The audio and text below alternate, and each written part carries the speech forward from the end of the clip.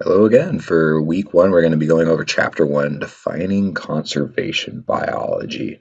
And we'll go over the learning objectives within this chapter as well. Conservation biology is actually a relatively new discipline within the sciences.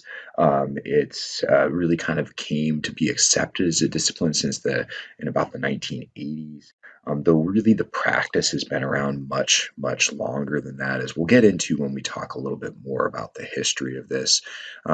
People have noticed in losses in resources, biological resources, for many thousands of millennia that we've been on the earth as species go away or become functionally extinct in an area or scarce, so that they're no longer something that we're getting food or fiber or fuel from in the environment. And there's also lots of documentation, especially amongst island communities, um, about reaching tipping points where the population simply grew too large and used too much of the resources and were not able to maintain their status on those islands. And so people and cultures have recognized this over the millennia and sought to manage those resources, manage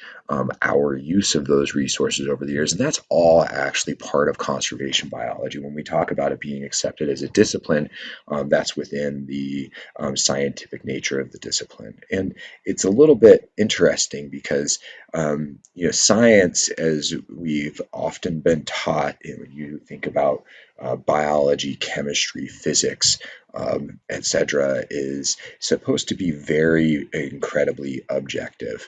And in conservation biology, there is some subjectiveness that gets applied because we have to have some values based within that. And we'll talk more about some of those values as we move on, because those are some of your learning objectives. Um, Conservation biology, though, um, has really come to a head as a discipline and something that we've all needed to pay attention to, because our population, the human population, just continues to increase at astounding rates, especially as we've increased our technological abilities to produce food, fuel, fiber, medicine, and the health benefits that come from all of the different health care that we provide, extending humans' lives, much longer than what they used to be. So in about 2018, our population was about 7.7 billion people. And our current growth is about 1.1%. Um, that's going to add quite a few people, 70 million people to the planet per year from 2018, and it escalates obviously as it continues to grow. So our estimates of our population are astounding. We've somehow used technology to continue to increase food production and which has helped sustain that population as well as other resources that we're creating and becoming more sustainable.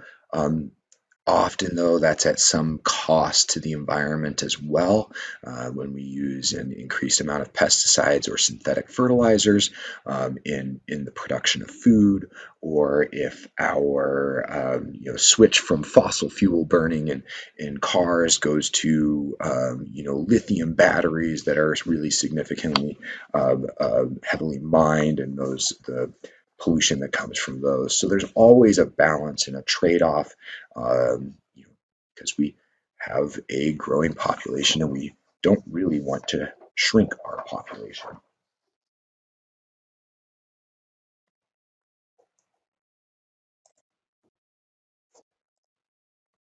So, also with this population growth comes a utilization of resources, and there's not really a straight correlation between population and how much resources are used, and that's what this graph shows.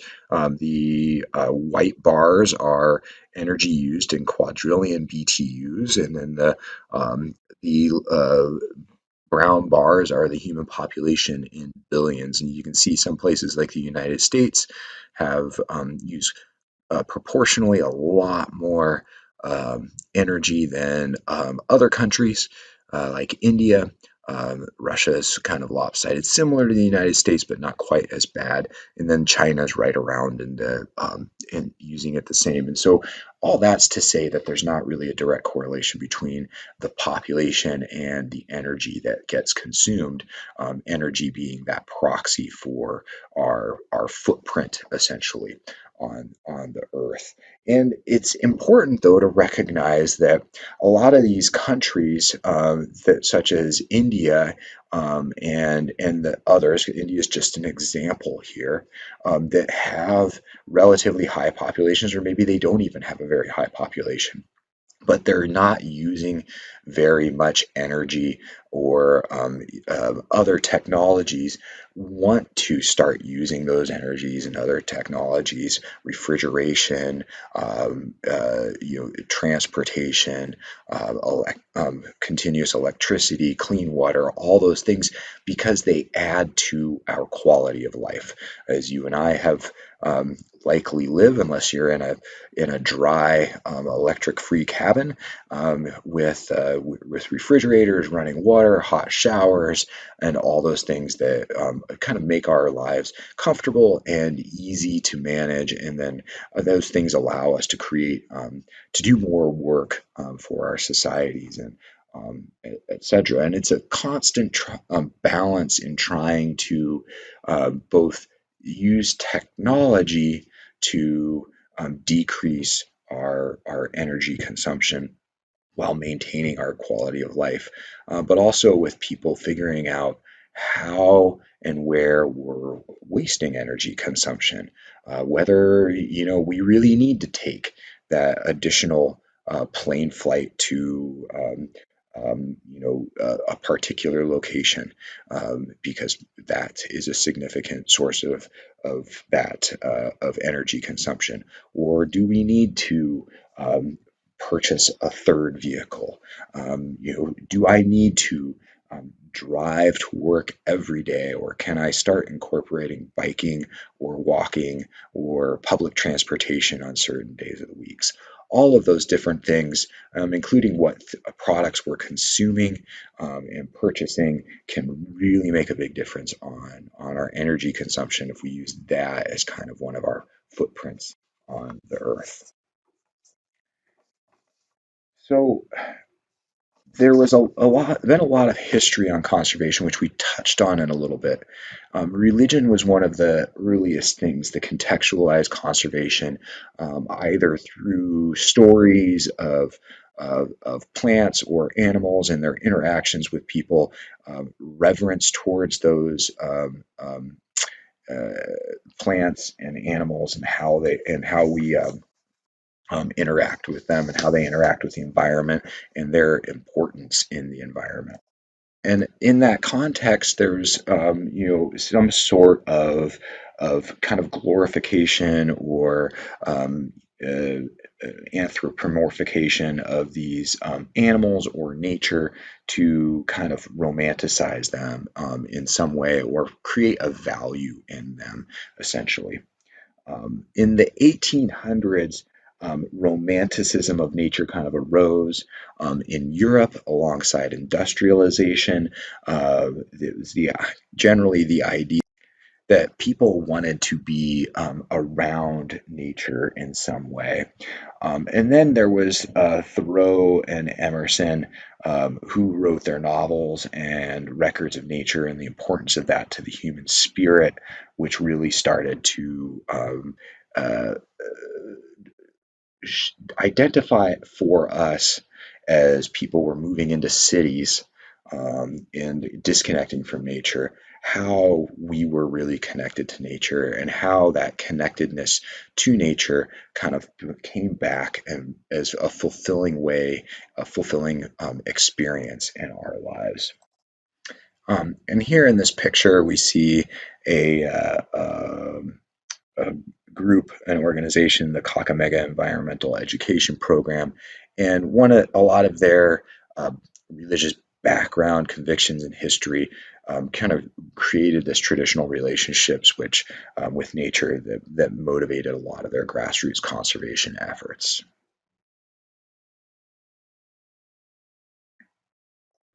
So moving along in the history of ideas on conservation is to look at what Pinchot wrote. And he had developed the resource conservation ethic, which was hinged on the idea that you wanted to get the greatest good for the greatest number of people for the longest time. And this started what we now know of as the Forest Service and the Forest Service lands. Now, often the Forest Service touts themselves as being a land that's managed for all uses, whether that's recreation, conservation, resource extraction, all um, any and all of the above. And so that's kind of where that comes from, the greatest good for the greatest number, trying to balance um, those uses of the land with what we get out of the land and trying to maintain that for the longest amount of time that we can so that future generations can both enjoy and reap the benefits from the land and also utilize all those resources. Not long after Pinchot came Aldo Leopold's writings and philosophy that became known as the land ethic. And this started to identify that there was really a need for preservation of these untouched areas, as kind of exemplified in this image, the photograph by Ansel Adams, showing beauty of wild spaces and the like. And this both of these ethics kind of arose out of the time when we were approaching and within industrialization, where a lot of the logging was occurring, a lot of the development of lands, the expansion of Euro-American cultures west in the United States and recognizing these vast, beautiful places that had a real potential to be developed into cities if nothing was protected or overlogged if there weren't some sort of stipulations put on those things. Um, Pinchot's obviously kind of the one of the earlier ones that was a little more geared towards greatest good for the greatest number and utilizing these resources and then Leopold comes about and starts to really recognize the some of the more intrinsic values and beauty that come with nature and some of these incredible areas, and that we need to preserve some of those untouched areas. And a lot of that kind of ended up leading towards development of groups like the Fish and Wildlife Service and the refuge lands that are associated with those, National Park Service, national parks, national monuments, and the like, where it's preservation for the sake of preservation rather than conservation of those lands for the sake of utilization of those resources, whether it be for recreation or extraction.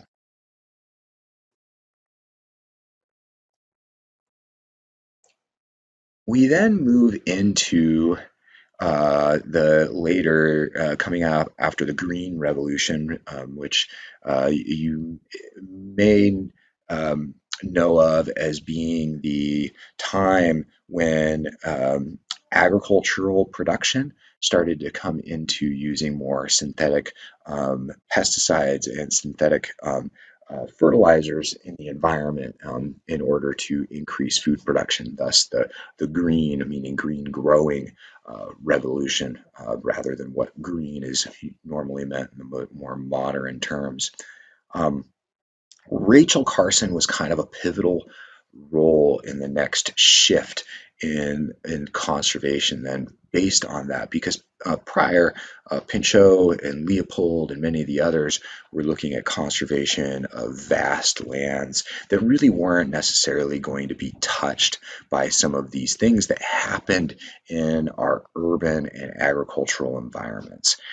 They focused on our need for those areas. And Rachel Carson then pointed out that our interconnectedness through our actions with the natural world and those areas um, because of the pollutants that we add into the environment. If you haven't read Silent Spring before, I really recommend that at some point. It's a very well written, well balanced account of the utilization of pesticides in the environment, how they could be used better, and where they shouldn't be used, how they were being used inappropriately and understudied prior to their uh, release into the world, and some of them being forever chemicals. We won't get to do that in this class, although maybe at some point I will find some readings from that great book for you all to peruse. Um, Later, though, after Silent Spring, the conservation biology discipline started to evolve and became more focused on ecosystem management. And what we have here is sort of a combination of these different ideas on conservation, taking Rachel Carson's view on our interconnectedness with what happens in the urban, agricultural, and other environments of the world that we manage, and how that interacts with Leopold and Pinchot's ideas of these natural areas and preservation areas that are out there and managed by us as well in whatever realm that is, whether it's strict preservation or up to the idea of it being utilized for resource extraction. And what this ecosystem management combination approach tries to really do is mesh those different things, and so that we can start to look at how we work with industry, resource extraction, our daily lives, and resource consumption, as well as the biological and ecological needs of species and ecosystems to exist in this world, so that we can come up with a better conservation plan that actually sustains all of those different things that we want.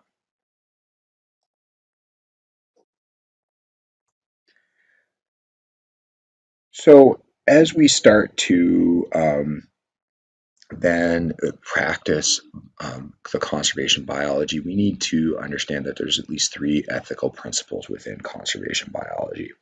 One is that we have to document biodiversity. We can't actually do anything with biodiversity if we don't, to conserve it, to conserve species, if we don't know what is already there.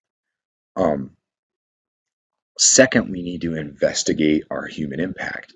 Anything we do in our lives, whether it's just taking a step on the soil and compacting that soil slightly, all the way to doing really impactful things like strip mines in the southwestern United States, can have a really big impact on our environment. And again, bringing out this graph of the energy used and what's there, so that we as the understanding what our impact to the environment is.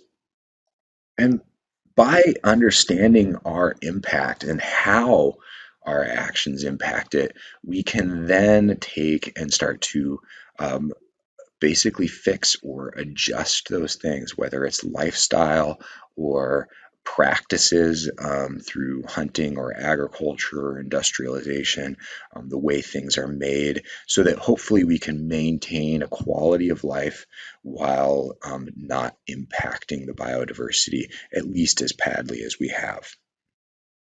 And then finally, we want to develop practical approaches for conservation.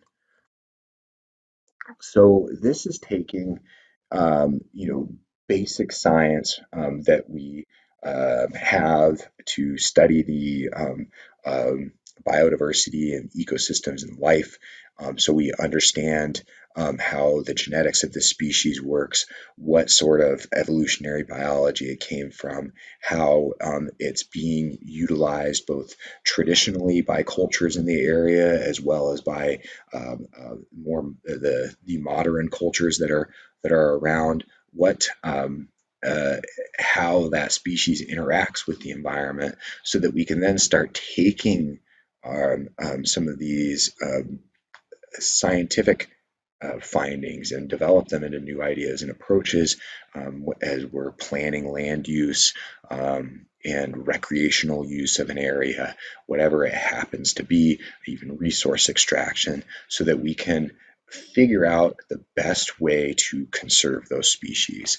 And we'll be doing a lot of, in every chapter, of looking at how those things and approaches are made for each one of these species or conservation issues. And so this um,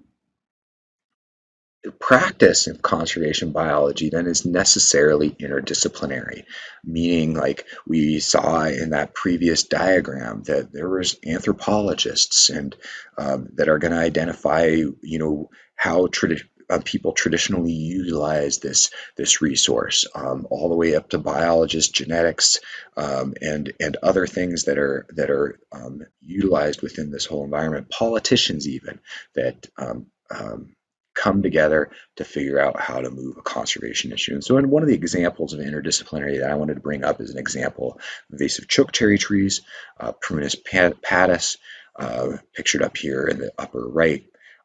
This is a small tree that produces some cherries that are edible, but they're not very tasty. Birds tend to eat them and spread them around quite a bit, but it was used as an ornamental in Alaska since about the 1950s. Plant ecologists started to recognize its spread around 2006.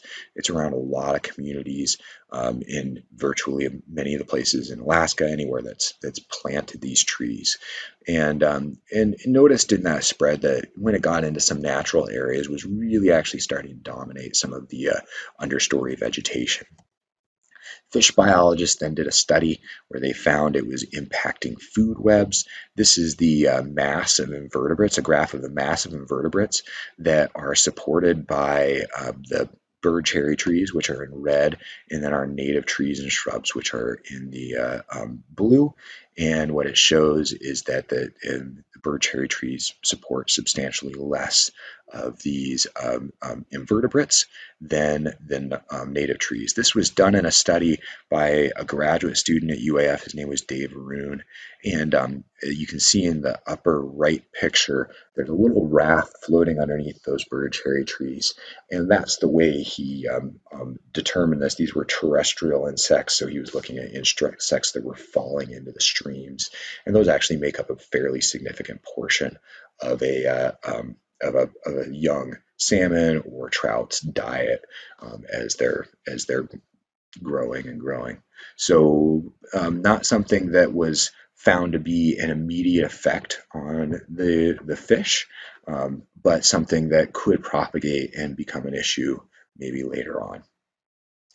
Then in 2010, 2011, veterinarians with the Department of Fish and Game found three moose that had died from eating these trees. Trees contain some level of cyanide toxicity in them. It's not uncommon in plants. What is uncommon is that an ungulate, a free-ranging ungulate, would actually die from eating those.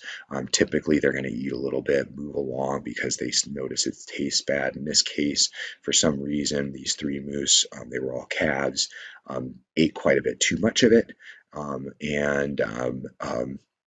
the way cyanide works is especially in ungulates, it amplifies in their stomachs, gets into their bloodstreams, and if they get too much too fast, then it can kill them if the poison isn't moved out. We may talk quite a bit more about bird cherry trees later on, since that is one of the things that I've been studying quite a bit over the years. Suffice to say, Fish and Game hasn't had staff to really document this very often since that 2010 2011. They simply had a few extra veterinary staff on hand in the Anchorage area that year. There are suspected deaths of this. However, moose could typically are going to be varying their diet quite a bit, especially over the winter, and aren't necessarily going to die from all of these trees that are out there. It's just something that's possible. Um, Now, so we've talked about so far plant ecologists, fish biologists, and veterinarians pointing out a conservation issue revolving around these bird cherry trees. Um, the next interdisciplinary thing comes in with horticulturalists, lawmakers, and the public. So horticulturalists are important in this because they're the ones that need to come up with ideas of what to replace these trees with, both in the market as well as in our urban environment, and urban landscapes, because trees are really important in our landscapes. These were really heavily planted all over the place, and we don't want to remove a tree from our urban landscape without replacing it. Lawmakers are necessary because invasive species laws do exist in Alaska as well as many other states, and there are laws that can be made to prohibit the sale and distribution of these trees. This hasn't been done by the state yet. However, in the municipality of Anchorage, they have banned the sale and planting of bird cherry trees. And then the public as well. And the disciplinary part of the way the public gets interacted with is really kind of that outreach and education communications component, and how we talk to people about these species and then the issues around them.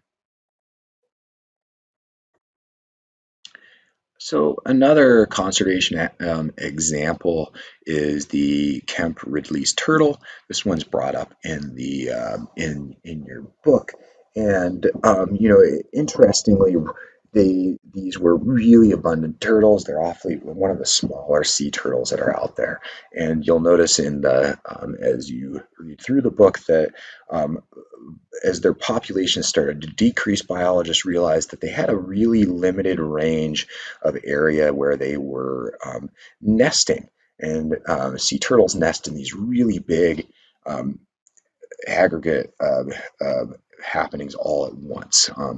It's kind of a strategy that a lot of animals use, both to ward off predators. Basically, they overload the predators with so many of their eggs, and the young all hatch at the same time, and there's so many of them that it's not possible for them to eat them all. Whereas if they kind of came out little bits by little bits over a course of a year, a bird or a fox might eat every single one of them. Um, in this case, what was going on was a combination of human harvest of these eggs, and as well as predators were really starting to decimate that population. Um, what biologists ended up doing when they realized that this was happening in these particular times, they set up rules about the harvest. They started to collect eggs after they were nested and then raised and incubated them on their own. They realized there were other issues out there with the turtles as well, being caught in bycatch, in shrimp nets and other fishing nets, and so they set up other ways to eliminate that bycatch of those turtles. And they really started to see a bounce back in the population after they're reintroducing young, and making this become a sort of these public events as well, in some of the communities where they would do that. And the public event part bleeds back into what I was talking about with um, interdisciplinary wise with the communications and outreach that we do by creating these public events, especially with youth. We create that value of that species going into the future, from their views of it. And here's a picture of one of those Kemp Ridley's turtles. You can see the radio telemeter on its back so that people can track these animals, and understand where they're going, understand when they're nesting, and the distances that they travel, so that we really understand their habitats. And finally, we'll get into these 5 organizational values that we have in conservation biology. The first one is that biological diversity has some sort of intrinsic value. Like seen in this picture is people enjoying the blooms and all of the different blooms that happen at this garden. That's kind of depicts in a really colorful way what are how we might value biological diversity intrinsically. That it's just a nice thing to have a lot of different species out there. And really, there's a practical value in that as well, um, especially from plants and even from insects and some of the secondary compounds that they've created. We've learned about a lot of different medicines. We've also learned a lot of different therapeutics and other values and resources that come from those, as well as fibers, etc. Understanding the way what these species create, and then how we could use it or mimic those things that it creates to create better products on our own. And really, because of that intrinsic value and what we get out of it, the extinctions should be prevented. And in some cases, we might not really understand what the practical value is of that species, but we should still prevent those extinctions, so that that species can continue to provide its value and its service to the ecosystems that it interacts with.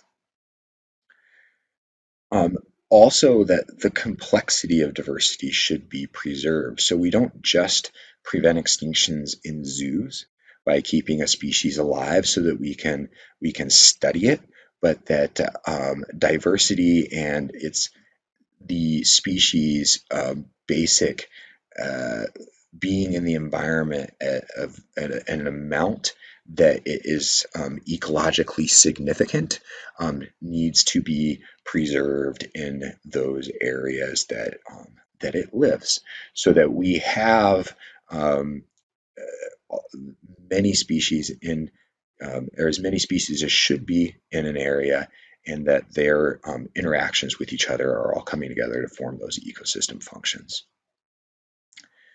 We also understand that science is really imperative to understanding ecosystems. We need to be able to apply the scientific process, in order to uh, develop a firm understanding of how these ecosystems works, what a species needs are, and how we as people and what we're doing to, in, or around the environment are impacting those species and ecosystems. And finally, that we really need to take that interdisciplinary and community collaboration approach. Those are really absolutely necessary to address our our impacts on the environment and address conservation in a holistic way, so that we understand the economics and cultural systems that are playing into a conservation issue, as well as how we can shift those to not impact the biological and ecological systems that a species or ecosystem rely on. And that'll do it for chapter 1. There's some interesting videos and things that I will post up as well, and I hope that you view those, and we'll talk more.